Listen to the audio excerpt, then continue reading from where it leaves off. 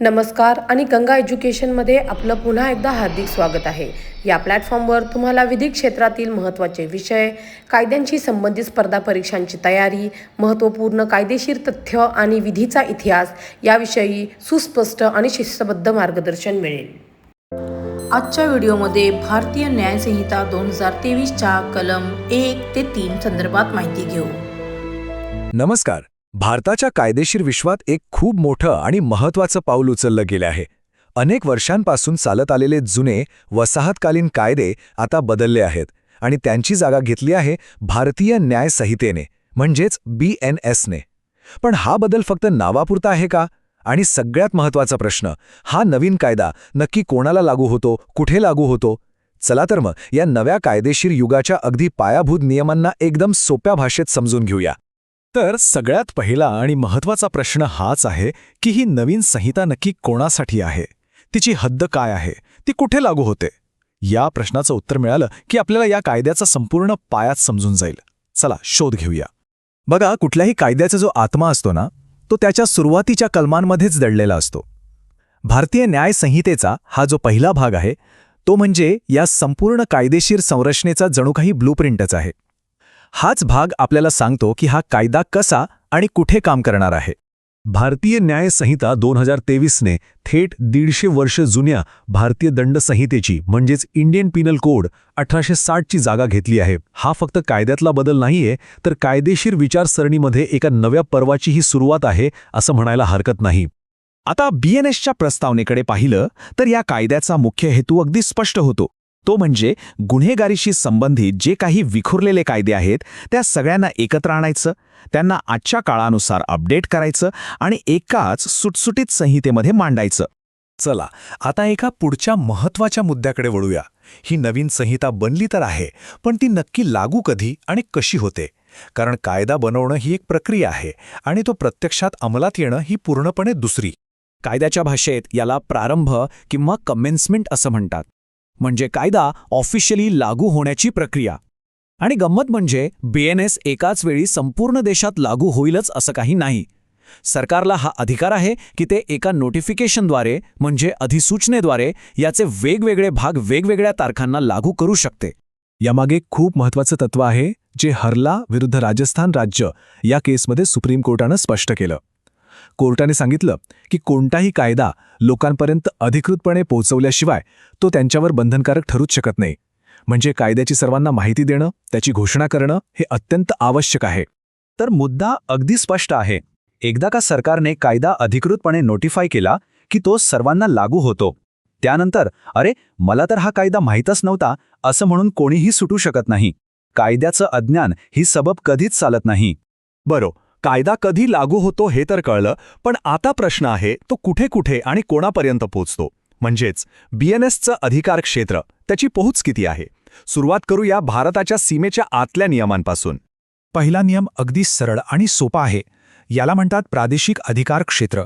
म्हणजे भारताच्या हद्दीत जर कोणी गुन्हा केला, मग ती व्यक्ती कुठल्याही देशाची नागरिक असो, ती भारतीय कायद्यानुसार शिक्षेस पात्र ठरेल. पण मग इथे एक इंटरेस्टिंग प्रश्न येतो. अशा गुन्ह्यांचं काय ज्यांचा संबंध तर भारताशी आहे, पण ते घडले आहेत भारताबाहेर? आपला भारतीय कायदा तिथेपर्यंत पोहोचू शकतो का? आणि याचं उत्तर आहे हो, नक्कीच पोहोचू शकतो. BNSमध्ये अतिरिक्त प्रादेशिक अधिकार क्षेत्राची खास तरतूद आहे. 3 परिस्थितींमध्ये हा कायदा भारताबाहेरही लागू होतो. 1. जर कोणी भारतीय नागरिक जगात कुठेही गुन्हा करत असेल. 2. भारतात रजिस्टर असलेल्या जहाजावर किंवा विमानावर कोणीही गुन्हा करत असेल. आणि 3. जर कोणी भारताबाहेर बसून भारतातील कॉम्प्युटर सिस्टमला टार्गेट करत असेल. हे समजून घ्यायला मुबारिक अली अहमद विरुद्ध बॉम्बे राज्य हे प्रकरण एकदम परफेक्ट आहे. यामध्ये एका व्यक्तीने पाकिस्तानात बसून भारतातल्या एका व्यक्तीची फसवणूक केली होती. गुन्हा जरी भारताबाहेर घडला असला तरी त्याचे परिणाम भारतात झाले. म्हणूनच भारतीय न्यायालयांना त्या व्यक्तीवर खटला चालवण्याचा अधिकार मिळाला. आता BNS हा एक मोठा सर्वसमावेशक फौजदारी कायदा आहे. पण मग देशात जे इतर विशेष कायदे आहेत त्यांचं काय? समजा BNS आणि एखाद्या विशेष कायद्यात संघर्ष निर्माण झाला तर काय होईल? इथेच सेव्हिंग क्लॉज किंवा बचत कलमाची एंट्री होते. BNSमधले हे बचत कलम एका सेफ्टी वॉल्वसारखं काम करतं. ते हे निश्चित करतं की BNS इतर स्पेशल कायद्यांच्या कामात अडथळा आणणार नाही. उदाहरणार्थ लष्करी कायदे किंवा वन्यजीव संरक्षण कायद्यासारखे जे विशेष कायदे आहेत ते त्यांच्या क्षेत्रात BNSपेक्षा जास्त प्रभावी ठरतील. या कायदेशीर संकल्पनेमागे एक जुनं लॅटिन सूत्र आहे, जेनेरालिया स्पेसिफिलिबस नॉन डेरोगांट. थांबा, घाबरू नका, याचा अर्थ खूप सोपा आहे. जेव्हा एक सामान्य कायदा म्हणजे जनरल लॉ आणि एका विशिष्ट विषयावरचा कायदा म्हणजे स्पेशल लॉ यांच्यात संघर्ष होतो, तेव्हा नेहमी स्पेशल लॉ म्हणजेच विशिष्ट कायदाच जिंकतो. बिहार राज्य विरुद्ध मुराद अली खान या खटल्यात कोर्टाने अगदी हेच तत्त्व वापरलं. या केसमध्ये भारतीय दंडसंहिता आणि वन्यजीव संरक्षण कायदा यांच्यात संघर्ष होता. तेव्हा कोर्टाने स्पष्ट केलं की वन्यजीव संरक्षण कायदा हा एक विशेष कायदा असल्यामुळे तोच लागू होईल. तर आतापर्यंत आपण कायद्याची सुरुवात कशी होते, त्याची देशात आणि देशाबाहेर पोहोच किती आहे आणि इतर विशेष कायद्यांसोबत त्याचं नातं कसं आहे हे सगळं पाहिलं. हे सर्व घटक मिळून BNSचा पाया कसा रचतात आणि तो इतका महत्त्वाचा का आहे ते आता थोडक्यात पाहूया. थोडक्यात सांगायचं तर BNSच्या पहिल्या कलमाचे 4 मुख्य स्तंभ आहेत. पहिलं, ते या संहितेला देशाचा कायदा म्हणून स्थापित करतं. दुसरं, कायद्याची योग्य घोषणा होईल याची खात्री करतं. तिसरं, त्याची हद्द भारतभर आणि भारताबाहेर निश्चित करतं. आणि चौथं, विशेष कायद्यांचं महत्त्व अबाधित ठेवतं. आणि हेच 4 स्तंभ मिळून भारताच्या संपूर्ण फौजदारी न्यायप्रणालीचा अधिकार क्षेत्राचा कणा तयार करतात. हा कणाच ठरवतो की कोणता कायदा कुठे, कधी आणि कोणावर लागू होईल. तर भारतीय न्याय संहितेचा हा पाया केवळ एक कायदेशीर चौकट नाही, तर तो न्यायाच्या पोहोचला एक स्पष्टता आणि निश्चितता देतो. हा पाया आता रचला गेला आहे, पण या पायावर उभी राहणारी न्यायाची इमारत भविष्यात कशी असेल, हा नवीन कायदा भारताच्या न्यायाच्या भवितव्याला नक्की कसा आकार देईल, हाच खरा विचार करण्यासारखा प्रश्न आहे. नमस्कार. भारताच्या फौजदारी कायद्यात एक खूप मोठा बदल झालाय, तो म्हणजे भारतीय न्याय संहिता, ज्याला आपण BNS म्हणतो. आता कोणताही नवीन कायदा समजून घ्यायचा असेल तर त्याचा पाया असतो त्या कायद्यात वापरलेले शब्द, म्हणजे त्याच्या व्याख्या. आज आपण याच काही महत्त्वाच्या व्याख्या एकदम सोप्या भाषेत समजून घेणार आहोत, कारण हे फक्त शब्द नाहीयेत, तर न्याय देण्याचा संपूर्ण दृष्टिकोन बदलण्याची ताकद यांच्यात आहे. चला तर एका इंटरेस्टिंग प्रश्नापासून सुरुवात करूया.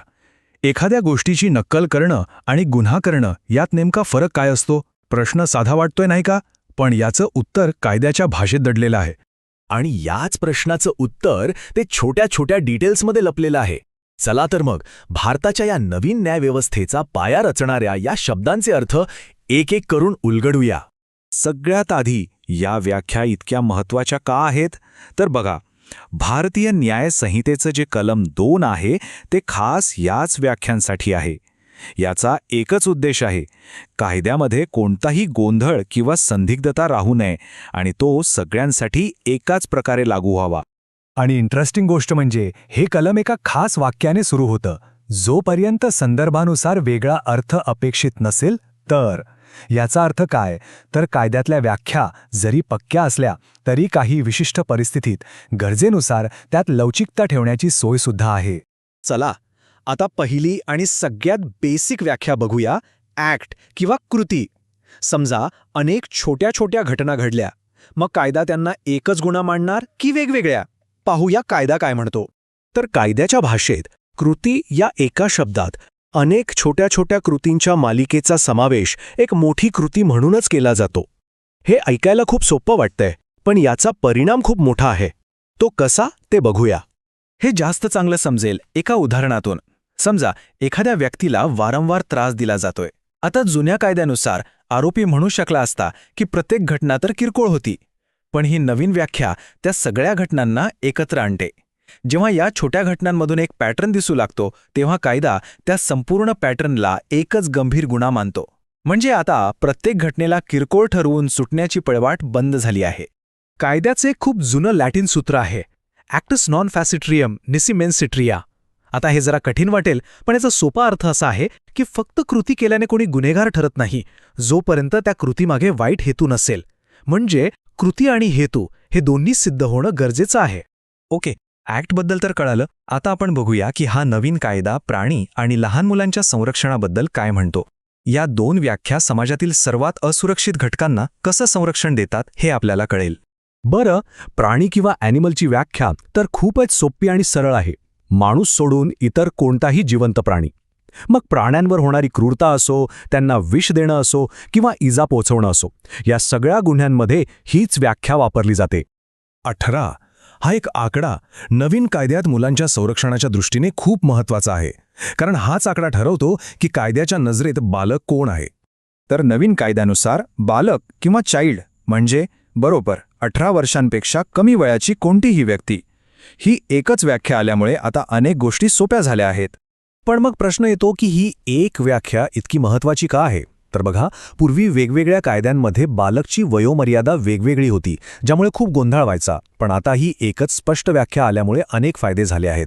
पहिला म्हणजे मुलांवरच्या गुन्ह्यांसाठी अधिक कठोर शिक्षा देता येते. दुसरा, मुलांच्या संरक्षणाशी संबंधित जे वेगवेगळे कायदे आहेत त्यात एकवाक्यता येते. आणि तिसरा, जो खूप महत्त्वाचा आहे, तो म्हणजे लैंगिक अत्याचार आणि मानवी तस्करीसारख्या गंभीर गुन्ह्यांमध्ये पीडितेचं वय ठरवण्यासाठी ही व्याख्या खूप निर्णायक ठरते. ठीक आहे, आतापर्यंत सोपं होतं नाही का? आता वळूया एका थोड्याशा कॉम्प्लिकेटेड व्याख्येकडे, ती म्हणजे बनावट किंवा काउंटरफीट. बनावट म्हणजे नक्की काय? कायदा हे कसं ठरवतो? तर कायदा म्हणतो की काउंटरफेट किंवा बनावटगिरी सिद्ध करायला 3 गोष्टी लागतात. पहिली गोष्ट साम्य, म्हणजे एक गोष्ट दुसऱ्या गोष्टीसारखी दिसेल असं करणं.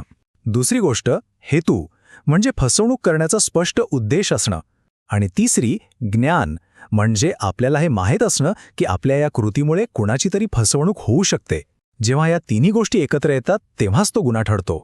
आणि इथे एक गोष्ट लक्षात घ्या की ती नक्कल अगदी परफेक्ट हुबेहूब असण्याची गरज नाहीये. ती फक्त इतकी मिळतीजुळती असली तरी चालते की एखादी सामान्य व्यक्ती सहज फसू शकेल. आता इथे कायदा एक इंटरेस्टिंग नियम लावतो. त्याला म्हणतात रिबटेबल प्रेझम्पशन, म्हणजेच खंडन करण्यायोग्य गृहीतक. आता हा शब्द थोडा जड वाटेल, पण याचा अर्थ खूप महत्त्वाचा आहे. म्हणजे सोप्या भाषेत सांगायचं तर जर 2 गोष्टी इतक्या सारख्या असतील की फसवणूक होऊ शकते, तर कोर्ट आधीच असं मानून चालतं की फसवण्याचा हेतू होताच. आता आरोपीला हे सिद्ध करावं लागतं की त्याचा असा काही हेतू नव्हता. म्हणजे पुरावा देण्याची जबाबदारी ती काही प्रमाणात आरोपीवर येते. तर मग आपण ज्या व्याख्या बघितल्या त्या फक्त काही शब्द नाहीत, त्या खरं तर या नवीन कायद्याचा कणा आहेत, त्याचा पाया आहेत. याच व्याख्या कायद्याला आधार देतात आणि न्यायप्रक्रियेला एक दिशा दाखवतात. चला तर एक पटकन रिव्हिजन करूया. आपण पाहिलं की ॲक्ट किंवा कृती ही व्याख्या सलग घडणाऱ्या गुन्हेगारी कृत्यांना एकच गुन्हा मानते. ॲनिमल किंवा प्राणी ही व्याख्या माणूस सोडून इतर सगळ्या सजीवांना संरक्षण देते. चाइल्ड किंवा बालक ही व्याख्या 18 वर्षांची एक समान वयोमर्यादा ठरवून मुलांना अधिक संरक्षण देते. आणि काउंटरफीट किंवा बनावट ही व्याख्या साम्य, हेतू आणि फसवणुकीच्या आधारावर गुन्हा काय आहे हे ठरवते. तर कायद्यातले शब्द तर आता आपल्याला अधिक स्पष्ट झालेत, पण खरा प्रश्न वेगळाच आहे. तो म्हणजे या स्पष्टतेमुळे न्यायदानाच्या प्रक्रियेत खरंच काही फरक पडेल का? विचार करण्यासारखा प्रश्न आहे, नाही का? नमस्कार. भारताच्या नव्या फौजदारी कायद्याचा म्हणजेच भारतीय न्यायसंहितेचा पाया फक्त 4 साध्या शब्दांवर रचलेला आहे. Just 4 simple words. पण हे शब्द न्यायाच्या संपूर्ण इमारतीचे बिल्डिंग ब्लॉक्स आहेत. चला आजच्या या विश्लेषणात आपण हेच शब्द अनपॅक करून पाहूया. जगातला सगळ्यात पॉवरफुल शब्द कोणता असेल? Just take a moment and think. Love, power, money, maybe, पण कदाचित यापैकी एकही नाही. एका कोर्टरूममध्ये जगातला सगळ्यात पॉवरफुल शब्द हा कदाचित रोजच्या वापरातला एखादा अगदी सामान्य शब्द असू शकतो, कारण कायद्याच्या जगात कॉमन शब्दांच्या प्रिसाईज डेफिनेशनमध्ये त्यांच्या अचूक व्याख्येतच इम्मेन्स पॉवर दडलेली असते. And today our focus is exactly on that. So here's the road map. आपण भारतीय न्यायसंहितेचे 4 फाउंडेशनल पिलर्स पाहणार आहोत: कोर्ट, डेथ, डिसऑनेस्टी आणि डॉक्युमेंट. आणि शेवटी आपण हे समजून घेऊ की कायद्यामध्ये ही अचूकता, हे प्रिसिजन इतकं जस्टिससाठी महत्त्वाचं का आहे. Let's get started. Okay, so let's dive right in. आपला पहिला पिलर आहे द कोर्ट, म्हणजे ती जागा जिथे न्याय दिला जातो. What is it's legal definition? कायद्यानुसार कोर्ट म्हणजे एक जज किंवा जजेसची बॉडी, जे कायदेशीररित्या ज्युडिशियल पद्धतीने काम करण्यासाठी एम्पॉवर्ड आहेत.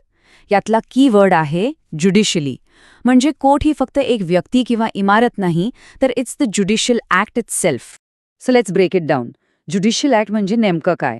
बेसिकली यात 4 की इन्ग्रेडियंट्स आहेत. फर्स्ट, दोन्ही बाजूंचं म्हणणं ऐकून घेणं. सेकंड, जे काही एव्हिडन्स सादर केलंय ते तपासणं. थर्ड अँड मोस्ट इम्पॉर्टंटली, या सगळ्यावर आधारित एक बाइंडिंग डिसिजन देणं.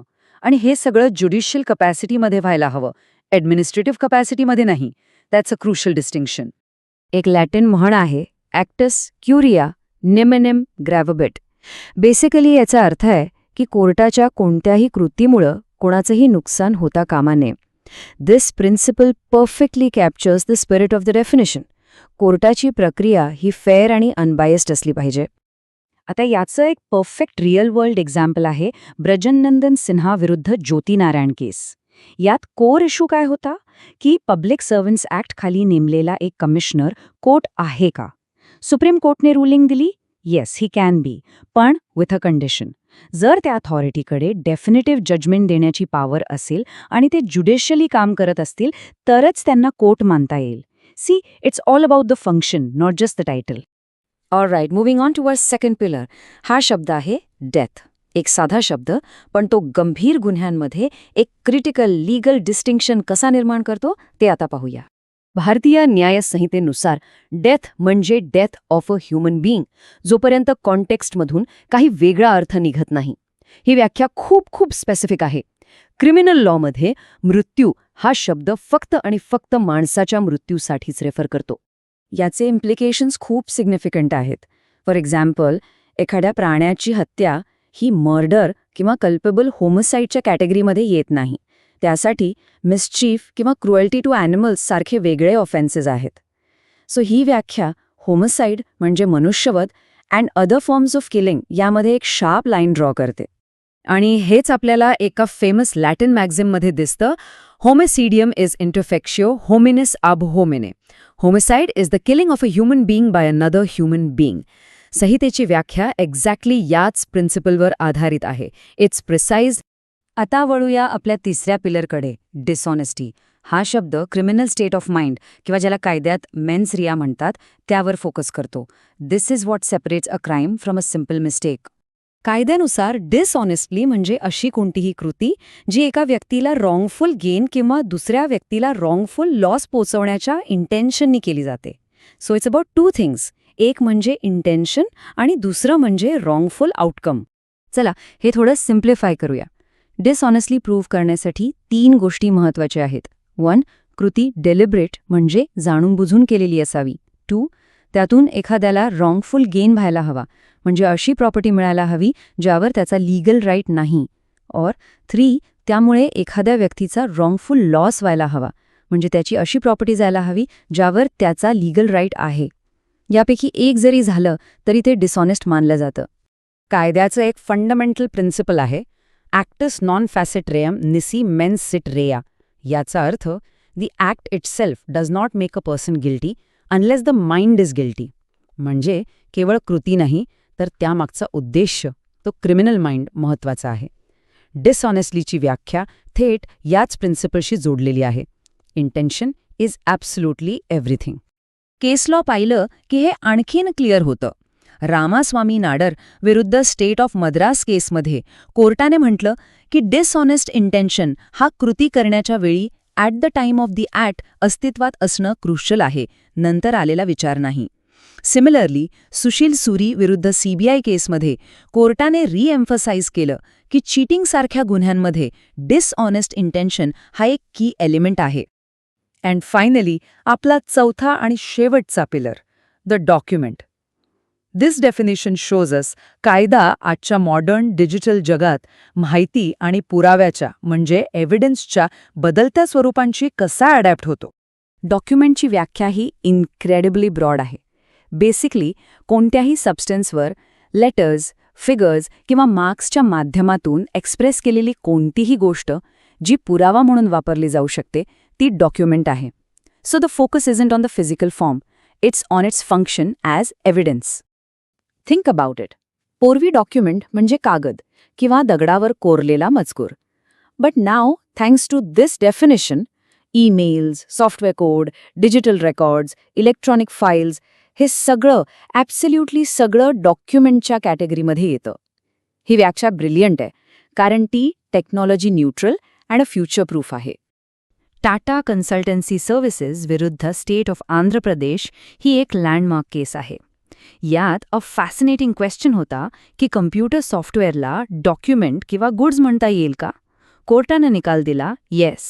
इलेक्ट्रॉनिकली रेकॉर्ड केलेली माहिती डॉक्युमेंट म्हणून क्वालिफाय होते आणि ती पुरावा म्हणून वापरली जाऊ शकते. A huge decision for the digital age. So आपण हे चारही पिलर्स पाहिले. आता let's tie it all together. समजून घेऊया की कायद्यातली ही प्रिसिजन, ही अचूकता न्यायासाठी इतकी इसेन्शियल का आहे. So here's the bottom line. कोर्टची व्याख्या एन्शोर करते की निकाल योग्य ज्युडिशियल अथॉरिटीकडूनच येईल. डेथची व्याख्या होमिसाईडचे आरोप फक्त ह्युमन किलिंगपर्यंतच लिमिटेड ठेवते. डिसऑनेस्टलीची व्याख्या इंटेन्शनचा प्रूफ मागते, ज्यामुळे ॲक्सिडेंटल रॉंग्सपासून प्रोटेक्शन मिळतं. आणि डॉक्युमेंटची वाईड अँड अडॅप्टेबल व्याख्या कोणत्याही फॉर्ममधल्या एव्हिडन्सला लीगल स्टँडिंग देते. This precision is the very foundation of a fair system. ह्या 4 शब्दांनी न्यायाचा पाया रचला आहे. पण जाता जाता एक थॉट प्रोव्होकिंग क्वेश्चन. आज आपण आपल्या रोजच्या आयुष्यात असे कोणते शब्द गैरसमजुतीने वापरत आहोत ज्यांचे खरे अर्थ खूप वेगळे आणि पॉवरफुल असू शकतात? Something to think about, right? नमस्कार. भारतीय न्याय संहिता 2023 या नवीन कायद्याने आपल्या देशाच्या फौजदारी कायद्यात खरं तर मोठे बदल आणले आहेत. पण कोणताही कायदा समजून घ्यायचा असेल ना, तर त्याचा पाया समजून घ्यावा लागतो. आणि या कायद्याचा पाया आहे त्यातील शब्दांचे नेमके अर्थ. म्हणूनच आज आपण या संहितेच्या कलम 2 मधल्या अशाच 6 मूलभूत व्याख्या जरा सखोलपणे समजून घेणार आहोत. कधी विचार केलाय की एखादा साधा शब्द एखाद्या व्यक्तीला दोषी किंवा निर्दोष कसा काय ठरू शकतो? कायद्याच्या जगात हे अगदी शक्य आहे. खरं तर हेच घडतं, कारण फौजदारी कायद्यात प्रत्येक शब्दाला एक खूप विशिष्ट अर्थ असतो. आणि याच अर्थावर एखाद्या गुन्ह्याची तीव्रता, त्यामागचा हेतू हे सगळं काही अवलंबून असतं. म्हणूनच म्हणतो, शब्दांची अचूक व्याख्याच न्यायाची खरी दिशा ठरवते. आणि हा पाया आपल्याला कुठे सापडतो? तर भारतीय न्यायसंहितेच्या कलम 2 मध्ये. हे कलम म्हणजे जणू काही या संपूर्ण कायद्याचा शब्दकोशच आहे. यात ज्या व्याख्या दिल्या आहेत ना, त्या प्रत्येक गुन्ह्याचा अर्थ उलगडून सांगायला मदत करतात. म्हणजे एखाद्या कृतीमागचा हेतू काय होता, त्या व्यक्तीला काय माहिती होतं आणि त्या कृतीमुळे नुकसान काय झालं, या सगळ्या गोष्टींची स्पष्टता आपल्याला याच व्याख्यांमधून मिळते. चला तर मग सुरुवात करूया. आपली पहिली व्याख्या आहे कलम 29 मधली, फसवणुकीच्या उद्देशाने, म्हणजेच फ्रॉड्युलेंटली. फौजदारी कायद्यामध्ये एखाद्याचा गुन्हेगारी हेतू आहे की नाही हे ठरवण्यासाठी ही एक अत्यंत महत्त्वाची संकल्पना आहे. कायदा काय म्हणतो बघा. व्याख्या अगदी सरळ आणि स्पष्ट आहे. तिचा केंद्रबिंदू आहे एकच, फसवण्याचा उद्देश, ज्याला इंग्रजीत इंटेंट टू डिफ्रॉड म्हणतात. याचा अर्थ खूप खोल आहे. कायद्याच्या नजरेत केवळ कृती महत्त्वाची नाही, तर त्या कृतीमागे असलेला उद्देश तो सर्वात महत्त्वाचा आहे. म्हणजे बघा, फसवणूक सिद्ध होण्यासाठी फक्त धोका देणं पुरेसं नाहीये. त्यामागे समोरच्या व्यक्तीचं नुकसान करण्याचा किंवा स्वतःचा काहीतरी फायदा करून घेण्याचा एक अप्रामाणिक हेतू तो असायलाच हवा. जर हा उद्देश नसेल तर मग ती कृती कायद्याच्या दृष्टीने फसवणूक मानली जात नाही. हा फरक खूप महत्त्वाचा आहे. ह्या संदर्भात कायद्यात एक खूप छान लॅटिन वचन आहे. ते असं आहे, फ्रॉड्स ॲट जस्ट नन कम कोहॅबिटंट. याचा अर्थ सरळ आहे, फसवणूक आणि न्याय हे कधी एकत्र नांदू शकत नाहीत. हे वचन आपल्याला दाखवून देतं की कायदा फसवणुकीच्या कृत्यांकडे किती तीव्र विरोधाने पाहतो. आणि हाच मुद्दा डॉक्टर विमला विरुद्ध दिल्ली प्रशासन या एका महत्त्वाच्या खटल्यातून आणखी स्पष्ट झाला.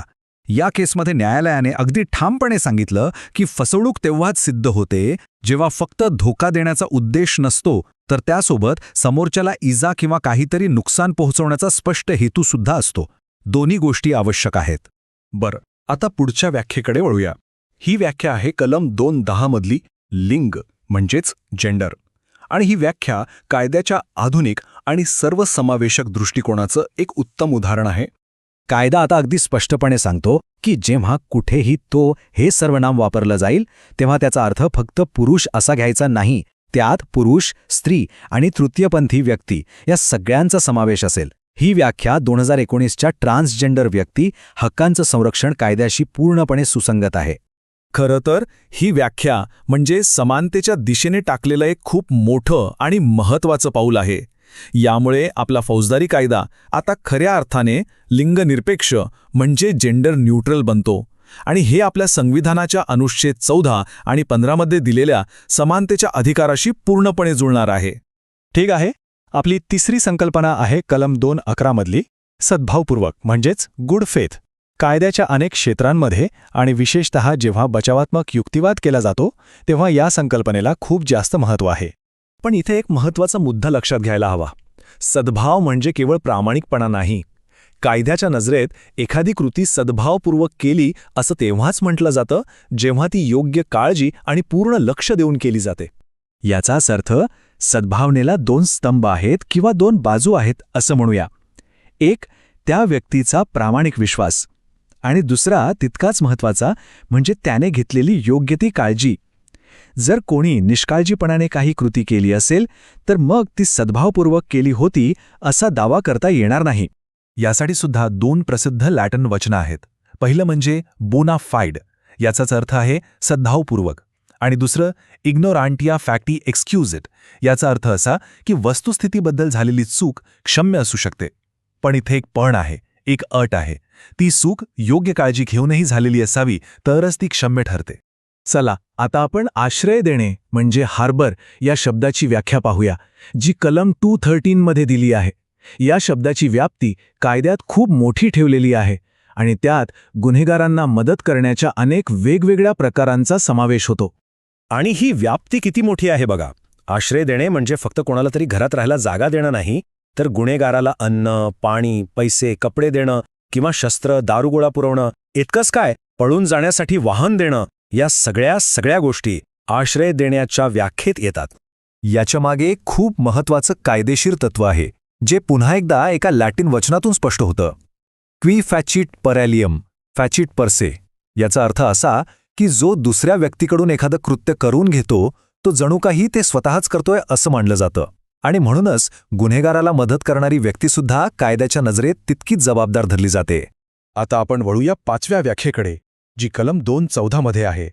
ही व्याख्या आहे इजा म्हणजेच इंजुरी या शब्दाची, आणि ही एक अत्यंत व्यापक म्हणजे खूप विस्तृत अशी व्याख्या आहे. आणि ती व्यापक का आहे? कारण नुकसान नेहमीच आपल्या डोळ्यांना दिसतं असं नाही.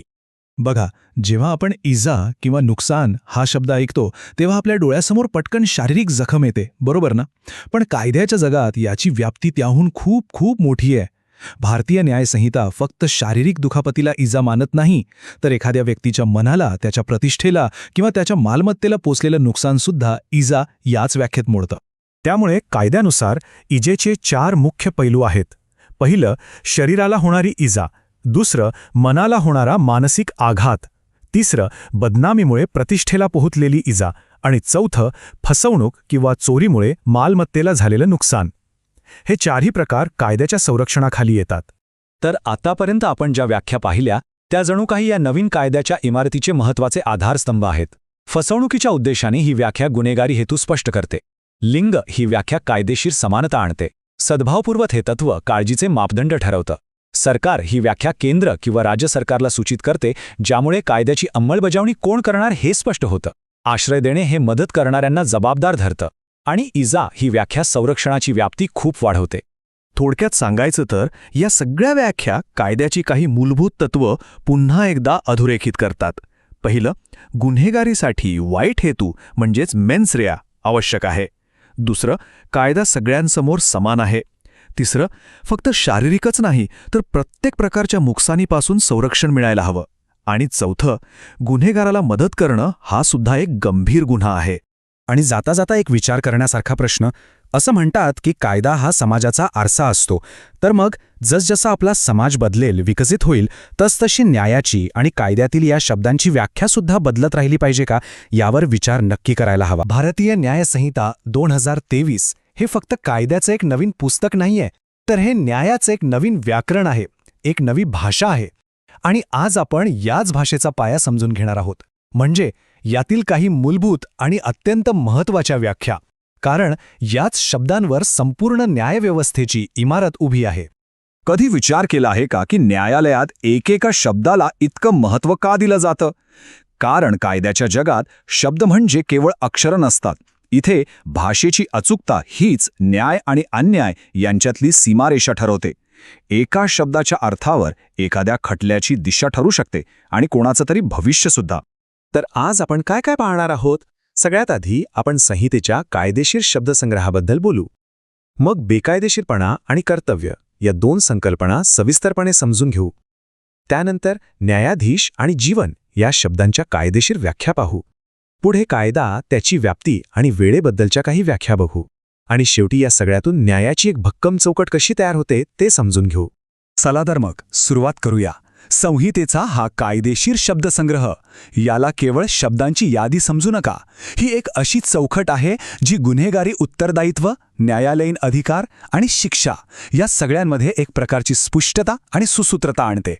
यामुळेच संपूर्ण भारतात कायद्याचा अर्थ एकसारखा लावला जातो. आपली पहिली आणि सर्वात मूलभूत संकल्पना आहे बेकायदेशीरपणा. कोणतीही गोष्ट गुन्हा आहे हे ठरवण्याआधी ती गोष्ट बेकायदेशीर आहे हे सिद्ध करावं लागतं. तर मग पाहूया कलम 2:15 नुसार कायदा बेकायदेशीर म्हणजे काय हे कसं ठरवतो. कलम 2:15 असं सांगतं की बेकायदेशीर हा शब्द अशा प्रत्येक गोष्टीला लागू होतो जी गोष्ट गुन्हा आहे किंवा कायद्याने प्रतिबंधित आहे किंवा जिच्यासाठी दिवाणी कारवाई करता येते. आणि जेव्हा एखाद्या व्यक्तीने एखादा काम न करणं बेकायदेशीर ठरतं तेव्हा ती व्यक्ती ते काम करण्यासाठी कायदेशीररित्या बांधील आहे असं मानलं जातं. आता ही व्याख्या नीट समजून घेऊया. बेकायदेशीर म्हणजे फक्त गुन्हा नाही, यात कायद्याने मनाई केलेली कोणतीही गोष्ट येते किंवा अशी गोष्ट ज्यासाठी दिवाणी दावा दाखल करता येतो ती सुद्धा येते. पण याहूनही महत्त्वाचं म्हणजे काहीतरी करणं जसं बेकायदेशीर असू शकतं तसंच काहीतरी न करणं सुद्धा बेकायदेशीर असू शकतं. उदाहरणार्थ, जर एखाद्या सरकारी अधिकाऱ्याने FIR नोंदवून घ्यायला नकार दिला तर तो त्याचं कायदेशीर कर्तव्य टाळतोय आणि हे टाळणंसुद्धा एक बेकायदेशीर कृत्य ठरतं. ह्या संकल्पना दोन महत्त्वाच्या कायदेशीर सूत्रांवर उभ्या आहेत. पहिलं सूत्र आहे नलम क्राइमेन सिने लेगे, याचा अर्थ कायद्याशिवाय गुन्हा नाही. म्हणजे जोपर्यंत कायदा एखाद्या गोष्टीला गुन्हा ठरवत नाही तोपर्यंत ती गोष्ट गुन्हा असू शकत नाही. आणि दुसरं सूत्र युबी ज्यूस इबी रेमेडियम, म्हणजे जिथे हक्क आहे तिथे त्यावर उपायही आहे. आता हे फक्त पुस्तकी ज्ञान नाहीये, न्यायालयांनी वेळोवेळी याचा अर्थ लावला आहे. जसं की आर विरुद्ध प्रिन्स या खटल्याने कायदेशीर कर्तव्य म्हणजे काय आणि ते न पाळल्यास काय परिणाम होतात हे स्पष्ट केलं. तर स्टेट ऑफ गुजरात विरुद्ध जसवंतलाल नथालाल या खटल्यामध्ये मालमत्तेशी संबंधित गुन्ह्यांच्या बाबतीत बेकायदेशीर कृत्याचा नेमका अर्थ काय होतो यावर चर्चा झाली. बरं, आता आपण पुढच्या दोन महत्त्वाच्या शब्दांकडे वळूया. हे दोन शब्द म्हणजे न्यायालयीन व्यवस्थेचे दोन स्तंभ आहेत. एक म्हणजे अधिकार आणि दुसरं म्हणजे मूल्य. पाहूया न्यायाधीश आणि जीवन ह्या शब्दांचा कायद्याच्या दृष्टीने नेमका अर्थ काय आहे. कलम 2:16 नुसार न्यायाधीश म्हणजे अधिकृतपणे न्यायाधीश म्हणून नेमलेली व्यक्ती. पण इतकंच नाही, तर कायद्याने ज्या व्यक्तीला अंतिम निर्णय देण्याचा अधिकार दिला आहे त्या व्यक्तीचाही यात समावेश होतो. तर मग न्यायाधीश नक्की कोण? इथे फक्त पदाचं नाव महत्त्वाचं नाहीये, तर त्या पदाला असलेले अधिकार महत्त्वाचे आहेत. अशी कोणतीही व्यक्ती जिला अंतिम आणि सगळ्यांवर बंधनकारक असा निर्णय देण्याचा कायदेशीर अधिकार आहे, हे काम केवळ प्रशासकीय असून चालत नाही, ते न्यायिक स्वरूपाचं असलं पाहिजे. अगदी अंतिम निर्णय देण्याचा अधिकार असलेले न्यायाधिकरणाचे सदस्यसुद्धा याच व्याख्येत येतात. या व्याख्येच्या मुळाशी एक खूप महत्त्वाचं तत्त्व आहे आणि ते म्हणजे न्यायालयीन निष्पक्षपातीपणा. हे तत्त्व एका लॅटिन सूत्रात अगदी अचूकपणे मांडलं आहे. निमो जुडेक्स इन काउजा सुआ, म्हणजे कोणतीही व्यक्ती स्वतःच्याच खटल्यात न्यायाधीश असू शकत नाही. ब्रजनंदन सिन्हा विरुद्ध ज्योती नारायण या महत्त्वपूर्ण खटल्यामध्ये न्यायालयाने न्यायाधीशाची व्याख्या अधिक स्पष्ट केली. न्यायालयाने म्हटलं की न्यायाधीशाचं सर्वात आवश्यक वैशिष्ट्य म्हणजे अंतिम निर्णय देण्याचा अधिकार. हाच अधिकार त्यांना इतरांपेक्षा वेगळा ठरवतो. आता आपण एका अशा व्याख्येबद्दल बोलूया जिचं महत्त्व शब्दात मोजता येणार नाही. कलम 2:17 म्हणतं, जीवन म्हणजे मानवी जीवन जोपर्यंत संदर्भातून काही वेगळा अर्थ निघत नाही. ही व्याख्या दिसायला अगदी साधी आहे, पण तिचा अर्थ खूप खोल आहे. कायद्याच्या दृष्टीने जीवन म्हणजे केवळ आणि केवळ मानवी जीवन. ही छोटीशी व्याख्या मनुष्यवधासारख्या गंभीर गुन्ह्यांमध्ये आणि जन्मठेपेच्या शिक्षेचा अर्थ लावताना अत्यंत महत्त्वाची ठरते. आणि ही व्याख्या एका मूलभूत तत्वाला अधोरेखित करते. सॅलुस पॉप्युली सुप्रीमा लेक्स याचाच अर्थ मानवी जीवनाचं संरक्षण करणं हाच सर्वोच्च कायदा आहे. या संदर्भात दोन खटले खूप महत्त्वाचे आहेत. गोपाळ विनायक गोडसे विरुद्ध महाराष्ट्र राज्य या खटल्यात न्यायालयाने स्पष्ट केलं की जन्मठेप म्हणजे काही ठराविक वर्षांची शिक्षा नाही, तर त्या व्यक्तीच्या नैसर्गिक आयुष्याच्या शेवटपर्यंत तुरुंगवास. त्याचबरोबर बच्चन सिंग विरुद्ध पंजाब राज्य या खटल्याने मृत्यूदंडाच्या शिक्षेच्या संदर्भात जीवनाच्या मूल्यावर अत्यंत महत्त्वपूर्ण भाष्य केलं. चला आता आपण काही अशा व्याख्या पाहूया ज्या अधिकार क्षेत्र, ओळख आणि वेळेची गणना कशी करायची याबद्दल स्पष्टता देतात. या कायद्याच्या व्यावहारिक अंमलबजावणीसाठी खूप महत्त्वाच्या आहेत. तर कायद्याची व्याप्ती आणि वेळ कशी ठरवली जाते? कलम 218 स्थानिक कायद्याबद्दल सांगतं, म्हणजे असा कायदा जो फक्त भारताच्या एखाद्या विशिष्ट भागालाच लागू होतो. कलम 219 पुरुष या शब्दाची व्याख्या कोणत्याही वयाची पुरुष व्यक्ती अशी करतो. लिंग विशिष्ट गुन्ह्यांचा अर्थ लावण्यासाठी हे आवश्यक आहे. आणि कलम 220 नुसार महिना किंवा वर्ष यांची गणना नेहमी ग्रेगोरियन कॅलेंडरनुसारच केली जाते, ज्यामुळे शिक्षा आणि कायदेशीर मुदतींमध्ये देशभरात एक समानता राहते. या प्रत्येक व्याख्येमागे एक मोठं कायदेशीर तत्व आहे, जसं की स्थानिक कायद्याची व्याख्या लेक स्पेशालिस डेरोगेट लेगी जनराली या तत्वावर आधारित आहे. म्हणजेच विशेष कायदा हा सामान्य कायद्यापेक्षा जास्त प्रभावी ठरतो. पुरुष आणि वर्ष यांसारख्या शब्दांचा सरळ अर्थ लावला जातो. आणि वेळेची गणना टेम्पस रिजिट ॲक्टम या तत्वाने होते, ज्याचा अर्थ आहे वेळ कृतीवर राज्य करते. तर मग आत्तापर्यंत आपण ज्या वेगवेगळ्या व्याख्या पाहिल्या त्या सगळ्या एकत्र येऊन न्यायाची एक सुसंगत आणि विश्वासार्ह चौकट कशी तयार करतात हे आपल्या लक्षात आलं असेल. ही केवळ शब्दांची जंत्री नाही, तर कायद्याच्या अंमलबजावणीत निश्चितता आणि एक समानता आणणारा हा एक आधारस्तंभ आहे. थोडक्यात सांगायचं झालं तर या सगळ्याचा परिणाम काय? तर यामुळे संपूर्ण कायदेशीर रचनाच मजबूत होते. बेकायदेशीर या शब्दाने जबाबदारीची व्याप्ती वाढवली. न्यायाधीश या व्याख्येने न्यायालयीन अधिकार कोणाचे आहेत हे स्पष्ट केलं. जीवन या व्याख्येने मानवी जीवनाचं सर्वोच्च मूल्य पुन्हा एकदा स्थापित केलं. आणि स्थानिक कायदा, पुरुष आणि वर्ष या व्याख्यांनी प्रदेश, व्यक्ती आणि वेळेनुसार कायद्याच्या अंमलबजावणीत एक समानता आणली. आता न्यायाचा हा आराखडा, हा ब्लूप्रिंट तर स्पष्ट झाला आहे. पण खरा आणि सर्वात महत्त्वाचा प्रश्न हा आहे की ही नवीन रचना प्रत्यक्षात जमिनीवर न्यायाच्या अंमलबजावणीमध्ये काय आणि किती बदल घडवून आणेल? नमस्कार. कायद्याच्या विशाल दुनियेत काही शब्द अगदी साधे वाटतात, पण त्यांचे परिणाम खूप दूरगामी असतात.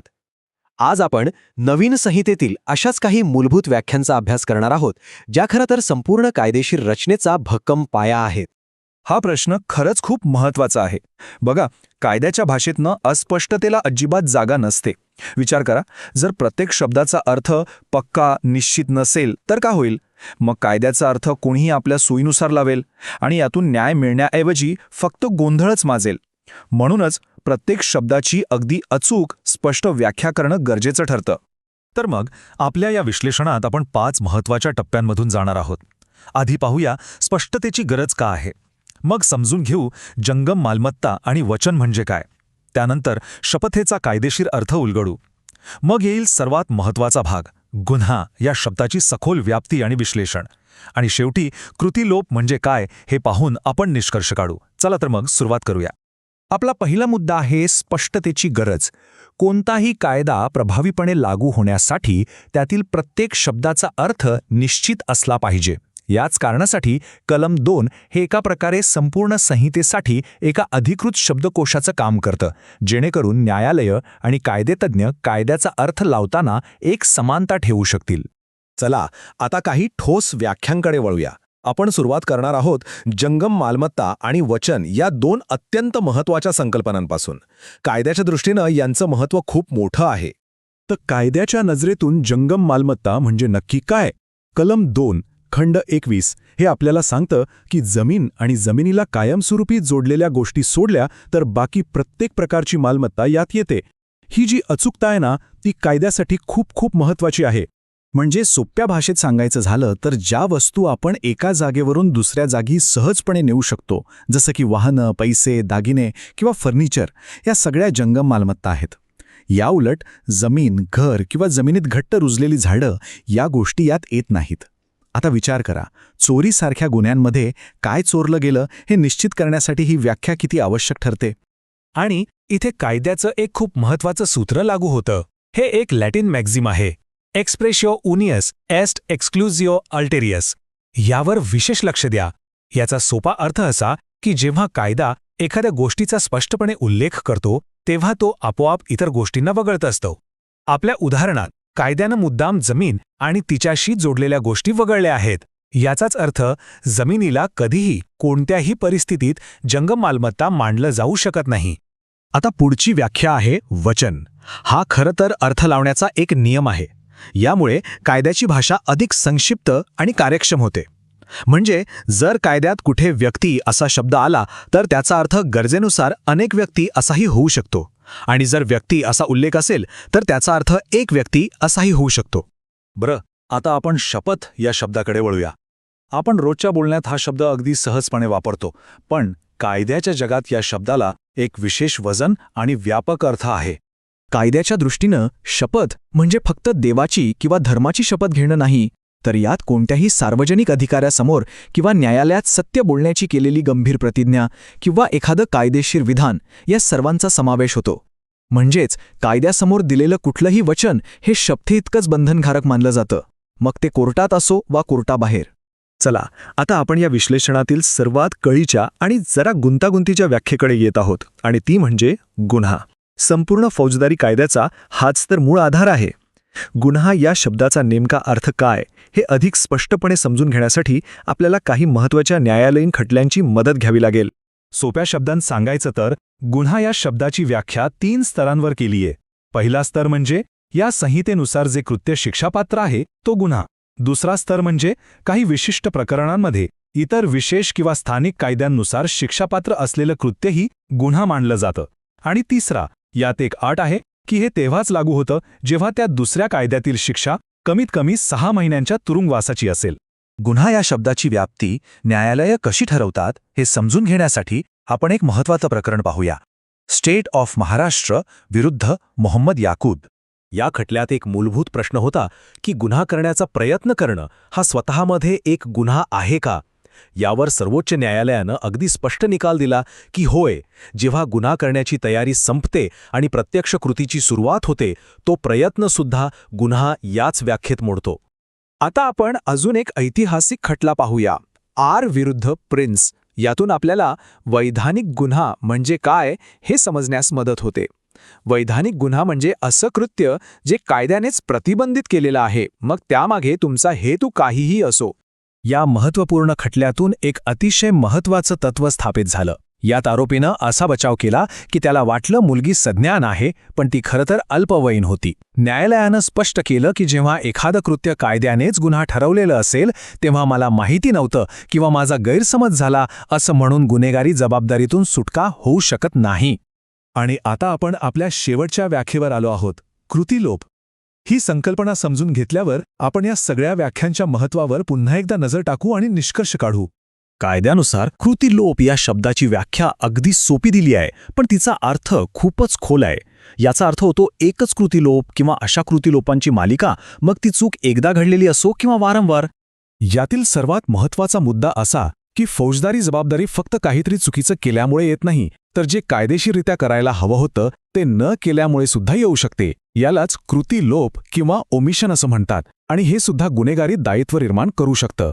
थोडक्यात सांगायचं तर या सगळ्या व्याख्या म्हणजे फौजदारी कायद्याची इमारत उभी करणाऱ्या वास्तुविशारदाच्या हातातील आवश्यक साधनं आहेत. यांच्याशिवाय ही रचनाच उभी राहू शकत नाही. तर आपण आज काय शिकलो? या अचूक व्याख्याच आपल्या कायदेशीर प्रणालीचा मूळ आधारस्तंभ आहेत.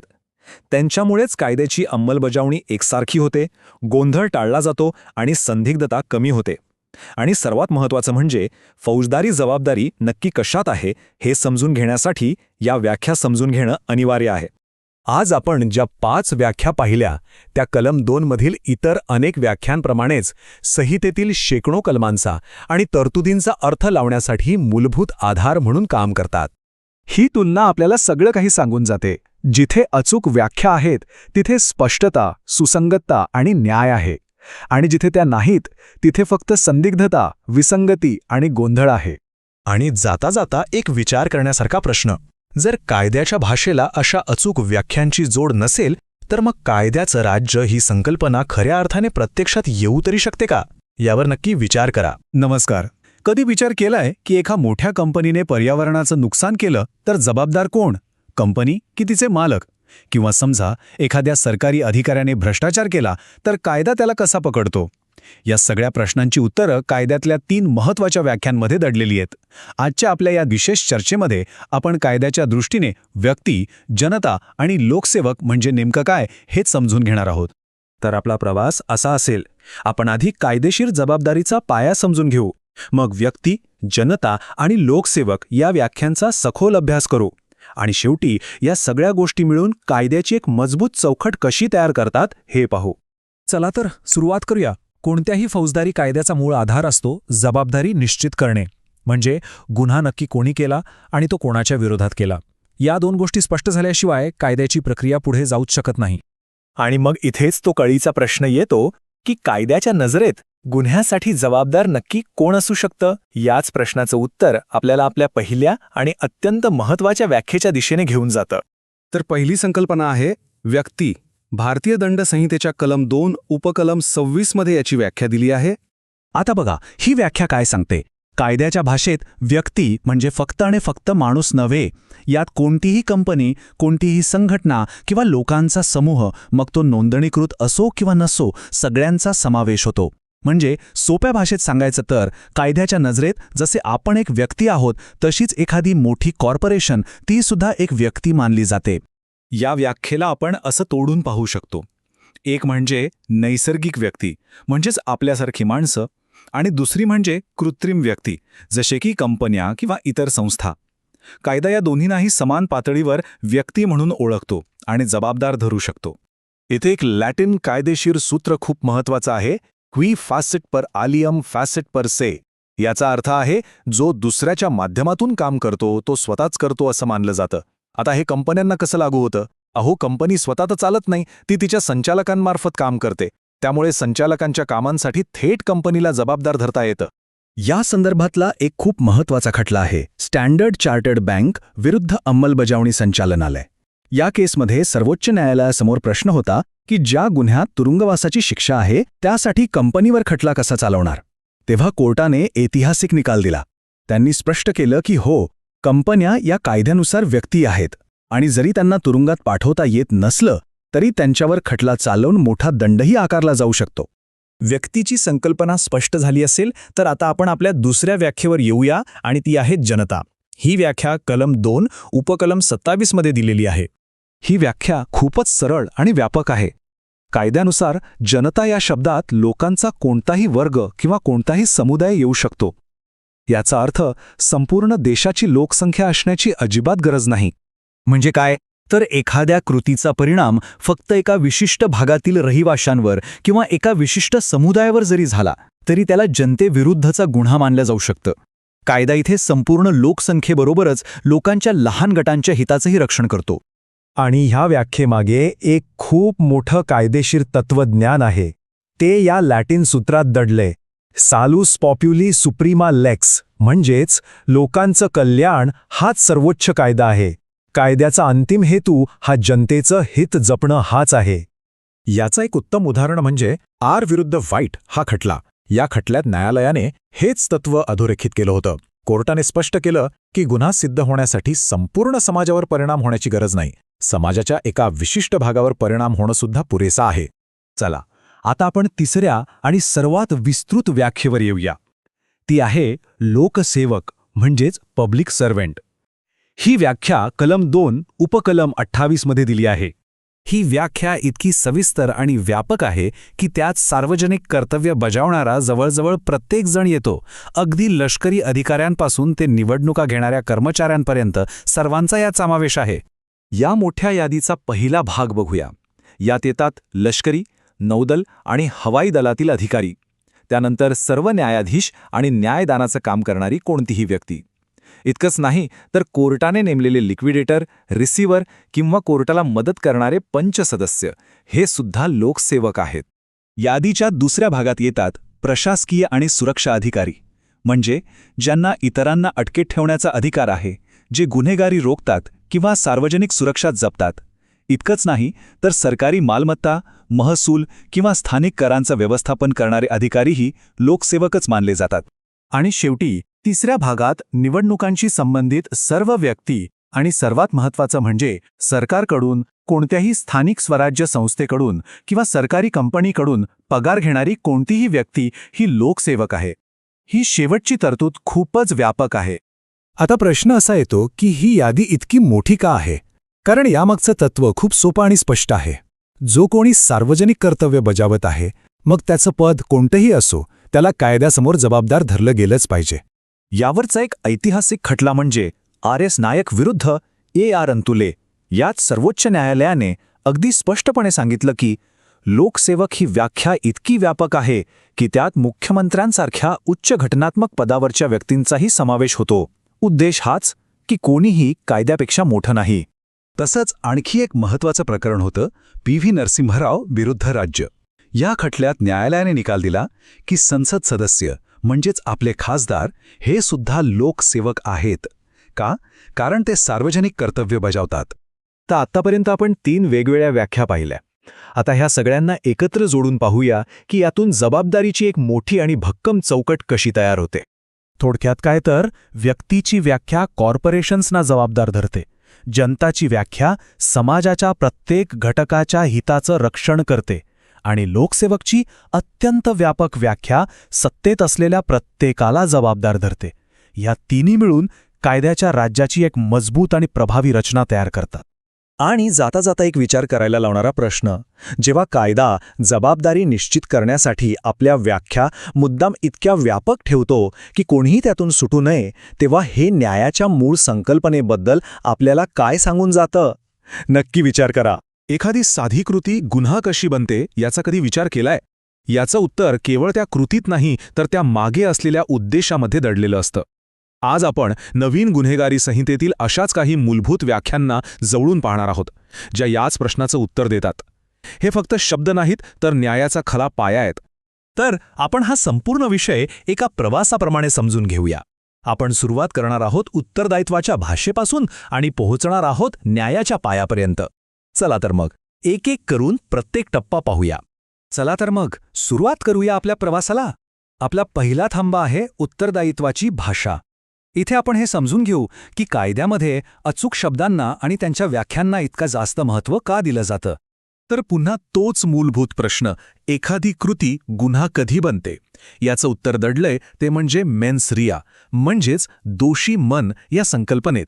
सोप्या भाषेत सांगायचं तर एखाद्याला दोषी ठरवण्यासाठी केवळ कृती पुरेशी नसते, तर ती करण्यामागे एक चुकीचा हेतू असणंही तितकंच आवश्यक आहे. कायद्यामध्ये काय केलं यापेक्षाही ते का आणि कोणत्या मानसिकतेतून केलं हे खूप महत्त्वाचं ठरतं. म्हणूनच आता आपण त्या मुख्य मानसिक घटकांवर लक्ष केंद्रित करूया जे गुन्हेगारी हेतू सिद्ध करण्यासाठी पायाभूत आहेत. संहितेची सुरुवात होते ती विश्वास ठेवण्यास कारण या व्याख्येने. आता यातला सगळ्यात महत्त्वाचा भाग आहे पुरेसे कारण. याचा अर्थ असा आहे की विश्वास हा केवळ अंदाजाने किंवा संशयावर नाही, तर तो ठोस आणि तार्किक कारणांवर आधारित असायला हवा. म्हणजे काहीतरी खरं आहे यावर विश्वास ठेवण्यासाठी एक चांगलं कारण असायला हवं. तर पुरेसे कारण म्हणजे नेमकं काय? हे निव्वळ संशयापेक्षा नक्कीच जास्त आहे, पण पूर्ण पुराव्यापेक्षा कमी. आणि हे एका वस्तुनिष्ठ मानकावर, म्हणजे एक सामान्य विवेकबुद्धीची व्यक्ती काय विचार करेल यावर तपासलं जातं. आणि हे सगळं उभं आहे एका अत्यंत महत्त्वाच्या कायदेशीर तत्वावर, ॲक्टस नॉन फॅसिट्रियम, रियम निसी मेन्सिट्रिया. याचा अर्थ पुन्हा एकदा समजून घेऊया. मन दोषी असल्याशिवाय कोणतीही कृती गुन्हा ठरत नाही. आता या व्याख्येला न्यायालयीन आधार कसा मिळाला ते पाहूया. शेओनाथ सिंग प्रकरणात सर्वोच्च न्यायालयाने हे अधिक स्पष्ट केलं. न्यायालयाने निकाल दिला की विश्वास ठेवण्यास कारण हे संबंधित माहिती आणि तर्कसंगत संबंधांवर आधारित असलं पाहिजे, केवळ निराधार संशयावर नाही. या निकालामुळे या व्याख्येला एक भक्कम न्यायालयीन आधार मिळाला. आता पुढची व्याख्या बघूया, स्वेच्छेने. या व्याख्येत 2 महत्त्वाचे भाग आहेत. एक, काहीतरी घडून आणण्याचा थेट हेतू असणं, आणि दुसरं, आपल्या कृतीमुळे एखादा परिणाम होण्याची शक्यता आहे याची पूर्ण जाणीव असणं. उदाहरणार्थ, समजा एखाद्याने गर्दीत गोळीबार केला. त्याचा कोणाला इजा करण्याचा थेट हेतू नसला तरी तसं होण्याची दाट शक्यता आहे हे त्याला माहीत असतंच. त्यामुळे कायदा ती कृती स्वेच्छेने केलेलीच मानतो. म्हणजे मुद्दा अगदी स्पष्ट आहे. एखादी कृती स्वेच्छेने मानण्यासाठी थेट हेतू असलाच पाहिजे असं नाही. जर एखाद्या व्यक्तीला तिच्या कृतीमुळे एखादा विशिष्ट परिणाम होण्याची शक्यता आहे हे माहीत असेल तर तेवढं ज्ञानच पुरेसं आहे. याच संकल्पनेला विरसा सिंग विरुद्ध पंजाब राज्य या एका ऐतिहासिक खटल्याने आणखी बळ दिलं. या निकालाने इजा पोहोचवण्याचा हेतू आणि तसं होण्याची शक्यता असल्याची जाणीव यातील फरक स्पष्ट केला. यातून हेच सिद्ध होतं की संभाव्य परिणामांची जाणीव असणं गुन्हेगारी कायद्यात किती महत्त्वाचं आहे. तर दोषी मनाशी संबंधित व्याख्या आपण पाहिल्या. आता जरा कायद्याच्या संदर्भाकडे वळूया. म्हणजे वेगवेगळे कायदे एकमेकांसोबत कसे काम करतात हे समजून घेणंही तितकंच महत्त्वाचं आहे. संहितेमध्ये विशेष कायदा याची एक सोपी व्याख्या दिलीय. याचा अर्थ असा कायदा जो एका विशिष्ट विषयासाठीच बनवला गेला आहे.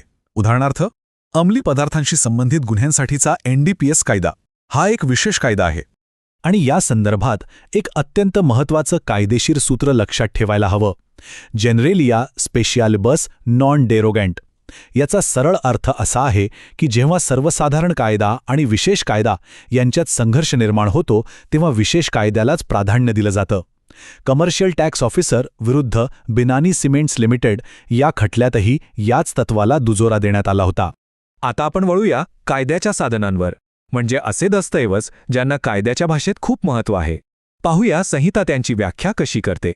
यातली पहिली व्याख्या आहे मौल्यवान दस्तऐवज. सोप्या शब्दात सांगायचं तर हा असा कोणताही कागदपत्र आहे ज्यातून एखादा कायदेशीर हक्क तयार होतो, बदलतो किंवा संपतो. उदाहरणार्थ, मालमत्तेचा विक्री करार किंवा एखादं मृत्यूपत्र. तर मौल्यवान दस्तऐवज होण्यासाठी तो एक कागदपत्र असायला हवा आणि त्याने कोणत्या तरी कायदेशीर हक्कावर किंवा जबाबदारीवर परिणाम करायला हवा.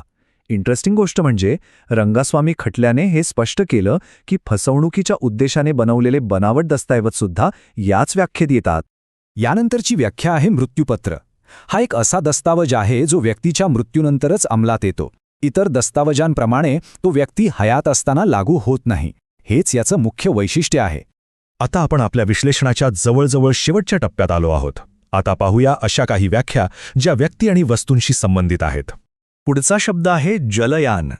संहितेतील याची व्याख्या खूप व्यापक आहे.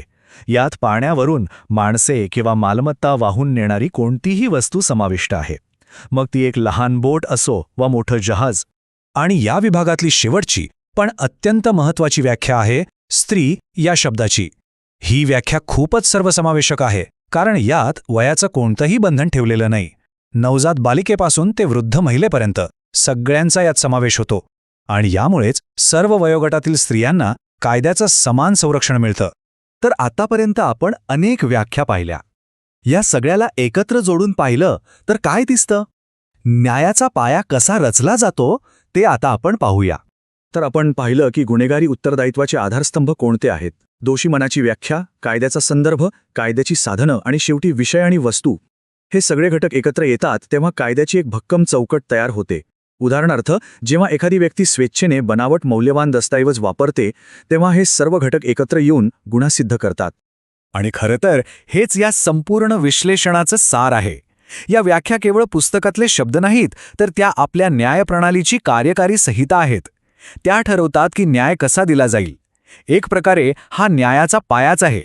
पण जाता जाता एक प्रश्न, जसजसा आपला समाज बदलतोय तसतसा या व्याख्याही बदलतील का? आजच्या डिजिटल युगात मौल्यवान दस्तऐवज म्हणजे काय? त्यात क्रिप्टोकरन्सीसारख्या गोष्टी येतील का? किंवा लिंग ओळखीबद्दलची आपली समज जसजशी वाढतीये तसा स्त्री या व्याख्येचा अर्थही बदलेल का? नक्कीच विचार करण्यासारखा मुद्दा आहे. नमस्कार. चोरी, फसवणूक यांसारखे मालमत्तेचे गुन्हे आपण नेहमीच ऐकतो. पण हे गुन्हे नक्की ठरतात कसे? यामागे काही मूलभूत कायदेशीर संकल्पना असतात. आज आपण याच संकल्पना म्हणजे गैरवाजवी फायदा आणि गैरवाजवी नुकसान म्हणजे नेमकं काय हे सविस्तरपणे समजून घेणार आहोत. तर मग प्रश्न असा पडतो की एखाद्या मालमत्तेवर फक्त ताबा असणं आणि त्यातून बेकायदेशीरपणे फायदा मिळवणं यातली कायदेशीर सीमारेषा नक्की कुठे आहे? हा प्रश्न खूप महत्त्वाचा आहे, कारण याच्याच उत्तरावर अनेक गुन्हे अवलंबून असतात. कायद्याने यासाठी काही स्पष्ट व्याख्या दिल्या आहेत, ज्या आज आपण पाहणार आहोत. आजच्या आपल्या चर्चेचा प्रवाह कसा असेल ते पाहूया. आपण सुरुवात करणार आहोत गुन्ह्यांच्या आर्थिक आधारापासून. मग गैरवाजवी फायदा आणि गैरवाजवी नुकसान या मुख्य संकल्पना समजून घेऊ. त्यानंतर मालमत्ता ताब्यात ठेवण्यामागचा उद्देश आणि कायद्यातील सुसंवाद यावर बोलू आणि शेवटी या व्याख्या कायद्याच्या मूळ चौकटीसाठी इतक्या महत्त्वाच्या का आहेत हे स्पष्ट करू. चला तर पहिल्या भागापासून सुरुवात करूया. गुन्ह्यांचा आर्थिक आधार. बघा, मालमत्तेशी संबंधित प्रत्येक गुन्ह्याच्या मुळाशी एक आर्थिक पैलू असतोच आणि याच आर्थिक आणि कायदेशीर पायावर फौजदारी जबाबदारी निश्चित केली जाते. भारतीय न्याय संहितेमधील कलम 2 उपकलम 36 ते 39 मध्ये ज्या व्याख्या दिल्या आहेत त्या मालमत्तेविरुद्धच्या गुन्ह्यांना समजून घेण्यासाठी खूप महत्त्वाच्या आहेत. खरं तर या व्याख्यांशिवाय चोरी, फसवणूक किंवा मालमत्तेचा गैरवापर यांसारखे गुन्हे सिद्ध करणं जवळजवळ अशक्यच आहे. आता आपण या विश्लेषणाच्या अगदी गाभ्याकडे म्हणजे मुख्य भागाकडे येऊया. गैरवाजवी फायदा आणि गैरवाजवी नुकसान या दोन मूलभूत संकल्पना आहेत. चला त्या आता तपशीलवार पाहू. कायदा काय म्हणतो ते बघूया. कलम 2 उपकलम 36 हे गैरवाजवी फायदा म्हणजे काय ते सांगतं. याचा सरळ अर्थ असा की बेकायदेशीर मार्गाने अशी मालमत्ता मिळवणे ज्यावर ती मिळवणाऱ्या व्यक्तीचा कोणताही कायदेशीर हक्क नाही. आता हे गैरवाजवी फायदा सिद्ध करायचं असेल तर 4 गोष्टी महत्त्वाच्या ठरतात. 1. मालमत्तेचा फायदा व्हायला हवा. 2. तो बेकायदेशीर मार्गाने मिळवलेला असावा. 3. फायदा मिळवणाऱ्या व्यक्तीचा त्या मालमत्तेवर कोणताही कायदेशीर हक्क नसावा. आणि सगळ्यात महत्त्वाचं म्हणजे इथे संपूर्ण लक्ष हे आरोपीला मिळालेल्या लाभावर असतं. इथे एक महत्त्वाचं कायदेशीर सूत्र लक्षात घेतलं पाहिजे. एक्स डोलो मालो नॉन ओरिटोर ॲक्टिओ. याचा अर्थ अगदी सोपा आहे. फसवणुकीच्या कृत्यातून कधी कोणताही कायदेशीर हक्क किंवा कारवाईचा अधिकार निर्माण होऊ शकत नाही. ही संकल्पना अधिक स्पष्टपणे समजून घेण्यासाठी आपण एका खटल्याचं उदाहरण घेऊ. खटला आहे रामास्वामी नाडर विरुद्ध मद्रास राज्य. या खटल्यात सर्वोच्च न्यायालयाने एक महत्त्वाचा निकाल दिला. त्यांनी स्पष्ट केलं की केवळ मालमत्ता मिळवणं नाही तर ती बेकायदेशीरपणे स्वतःकडे राखून ठेवणं हा सुद्धा गैरवाजवी फायदा आहे. आता जसं गैरवाजवी फायदा आहे तशीच त्याची दुसरी बाजू आहे, गैरवाजवी नुकसान. याबद्दल कायदा काय सांगतो? कलम 2 उपकलम 37 नुसार याचा अर्थ आहे बेकायदेशीर मार्गाने एखाद्या व्यक्तीला तिच्या मालमत्तेपासून वंचित करणं ज्या मालमत्तेवर तिचा कायदेशीर हक्क आहे. गैरवाजवी नुकसानीसाठी सुद्धा काही गोष्टी सिद्ध कराव्या लागतात. पहिलं म्हणजे मालमत्तेचं नुकसान झालेलं असावं.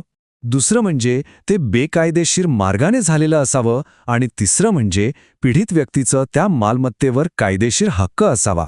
इथे लक्षात घेण्यासारखी गोष्ट म्हणजे यात संपूर्ण लक्ष हे पीडितेला झालेल्या नुकसानीवर असतं. आणि या संकल्पनेला आधार देणारा आणखी एक महत्त्वाचं कायदेशीर सूत्र म्हणजे उभी जस इबी रेमेडियम. याचा अर्थ जिथे कायद्याने आपल्याला एखादा हक्क दिला आहे तिथे त्या हक्काच्या संरक्षणासाठी कायदेशीर उपाय सुद्धा उपलब्ध असतोच. तर मग ह्या दोन्ही संकल्पनांमध्ये नेमका फरक काय आहे? बघा, गैरवाजवी फायदा हा आरोपीला काय मिळालं यावर लक्ष केंद्रित करतो, तर गैरवाजवी नुकसान हे पीडितेचं काय गेलं यावर लक्ष केंद्रित करतं. थोडक्यात सांगायचं तर ह्या एकाच नाण्याच्या 2 बाजू आहेत. म्हणजे एकाचा फायदा हा दुसऱ्याचं नुकसान असतो. चला आता पुढच्या टप्प्याकडे जाऊया. कायदा या मूळ व्याख्यांची व्याप्ती अधिक सूक्ष्म आणि गुंतागुंतीच्या परिस्थितींसाठी कशी वाढवतो ते पाहूया. हे स्पष्ट होतं कलम 2 उपकलम 38 मधून. हे कलम गैरवाजवी फायदा आणि गैरवाजवी नुकसान या संकल्पनांची व्याप्ती आणखी वाढवतं. यानुसार गुन्हा केवळ मालमत्ता मिळवतानाच नाही तर ती बेकायदेशीरपणे स्वतःकडे राखून ठेवल्यासही घडतो. म्हणजे याचा अर्थ काय होतो? तर फायदा म्हणजे केवळ मालमत्ता मिळवणं नाही तर ती बेकायदेशीरपणे स्वतःकडे ठेवणं सुद्धा आहे. त्याचप्रमाणे नुकसान म्हणजे केवळ मालमत्ता गमावणं नाही तर कायदेशीर हक्कदाराला तिच्यापासून दूर ठेवणं हे सुद्धा आहे. आणि हो, हे लक्षात ठेवायला हवं की अगदी तात्पुरती कृतीसुद्धा या व्याख्यांमध्ये बसू शकते. पण या सगळ्यामध्ये एक गोष्ट सगळ्यात महत्त्वाची आहे आणि ती म्हणजे उद्देश. कायद्यात एक खूप प्रसिद्ध सूत्र आहे, ॲक्टस नॉन फॅसिट रेयम निसी मेन सिट्रिया. सोप्या भाषेत सांगायचं तर कोणतीही कृती तोपर्यंत गुन्हा ठरत नाही जोपर्यंत त्यामागे गुन्हेगारी उद्देश नसतो. मालमत्तेच्या गुन्ह्यांमध्ये अप्रामाणिक हेतू असणं खूप आवश्यक आहे. आता आपण एका वेगळ्या पण महत्त्वाच्या मुद्द्याकडे वळूया. तो म्हणजे वेगवेगळे कायदे एकमेकांशी सुसंगत कसे राहतात, कायद्यांमध्ये सुसंवाद कसा साधला जातो. यासाठी कलम 2 उपकलम 39 मध्ये एक खास तरतूद आहे. ती सांगते की जर एखादा शब्द या संहितेत परिभाषित केलेला नसेल तर त्याचा अर्थ माहिती तंत्रज्ञान कायदा 2000 आणि भारतीय नागरिक सुरक्षा संहिता 2023 यांसारख्या इतर कायद्यांमधून घेतला जाईल. आणि सुसंवादी अर्थाचं हे तत्त्व खूप महत्त्वाचं आहे, कारण यामुळे कायदेशीर गोंधळ टळतो आणि संपूर्ण न्यायव्यवस्थेत व्याख्या एकसारख्याच लागू होतात. यामुळे कायद्यात एक प्रकारची सुसूत्रता टिकून राहते. तर आत्तापर्यंत आपण ज्या व्याख्या पाहिल्या त्या सगळ्यांना एकत्र करून पाहिलं की त्यांचं खरं महत्त्व आपल्या लक्षात येतं. या व्याख्या इतक्या महत्त्वाच्या का आहेत? सोप्या भाषेत सांगायचं तर गैरवाजवी फायदा आणि नुकसानीच्या या व्याख्या मालमत्ता कायद्याचा पाया आहेत, त्याचा कणा आहेत. चोरी, फसवणूक, विश्वासाचा फौजदारी भंग आणि एवढंच काय तर आजच्या जमान्यातले आधुनिक सायबर गुन्हे या सगळ्यांसाठी फौजदारी जबाबदारी निश्चित करण्याचा हाच आधार आहे. आणि जाता जाता एक महत्त्वाचा प्रश्न. आजचं जग डिजिटल आहे. आपली मालमत्तासुद्धा आता अधिकाधिक डिजिटल होते आहे. मग अशा परिस्थितीत या आभासी जगात आपल्या मालकी हक्कांचं संरक्षण करण्यासाठी या मूलभूत कायदेशीर तत्वांना कसं जुळवून घ्यावं लागेल यावर विचार होणं खूप गरजेचं आहे. नमस्कार.